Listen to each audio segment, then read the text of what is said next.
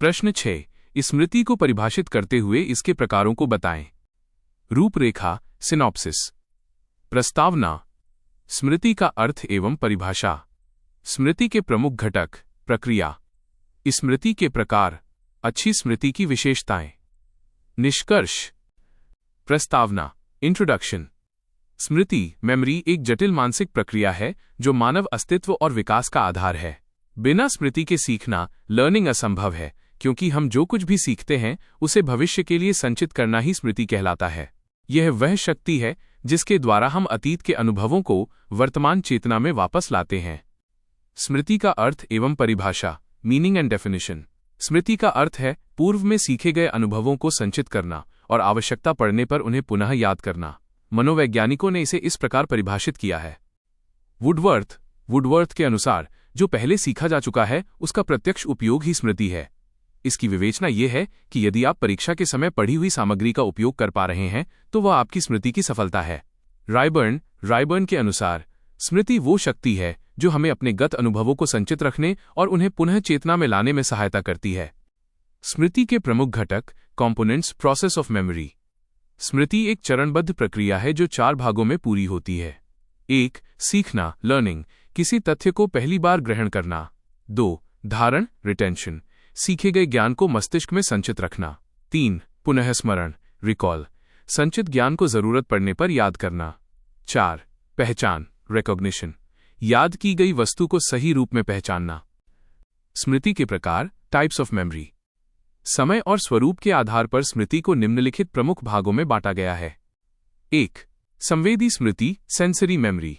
यह स्मृति की सबसे प्रारंभिक अवस्था है जिसमें सूचनाएं हमारी ज्ञानेंद्रियों, आंख, कान, नाक के माध्यम से केवल 1 सेकंड या उससे कम समय के लिए ठहरती हैं। उदाहरण, सड़क पर चलते हुए बहुत से चेहरों को देखना। यदि हम उन पर ध्यान नहीं देते तो वे तुरंत ओझल हो जाते हैं। 2. अल्पकालिक स्मृति, शॉर्ट टर्म मेमोरी (STM). इसकी विवेचना यह है कि इसमें सूचनाएं लगभग 20 से 30 सेकंड तक सुरक्षित रहती हैं। इसे कार्यकारी स्मृति, वर्किंग मेमोरी भी कहते हैं। उदाहरण, किसी अपरिचित का फोन नंबर सुनकर उसे डायल करने तक याद रखना। डायल करने के बाद हम अक्सर वो नंबर भूल जाते हैं। 3. दीर्घकालिक स्मृति, लॉन्ग टर्म मेमोरी (LTM). इसमें सूचनाएं स्थायी रूप से संचित हो जाती हैं जो घंटों, दिनों या पूरे जीवन भर याद रहती हैं। उदाहरण, बचपन के मित्रों के नाम, अपना घर का पता या राष्ट्रगान। यह अभ्यास और अनुभवों के गहरे प्रभाव से बनती है। 4. तार्किक स्मृति, लॉजिकल मेमोरी। जब हम तथ्यों को रटने के बजाय उनके पीछे के तर्क, लॉजिक को समझकर याद करते हैं तो उसे तार्किक स्मृति कहते हैं। उदाहरण, गणित के सूत्रों को रटने के बजाय उनकी व्युत्पत्ति, डेरिवेशन को समझना। 5. रटंत स्मृति, रोट मेमोरी। इसमें बालक बिना अर्थ समझे शब्दों या तथ्यों को बार बार दोहराकर याद करता है। उदाहरण, छोटे बच्चों द्वारा बिना अर्थ समझे पहाड़े या कविताएं याद करना। 6. सक्रिय एवं निष्क्रिय स्मृति, एक्टिव और पैसिव मेमोरी। सक्रिय स्मृति, जिसमें हम प्रयास करके किसी चीज को याद करते हैं, जैसे परीक्षा हॉल में उत्तर याद करना।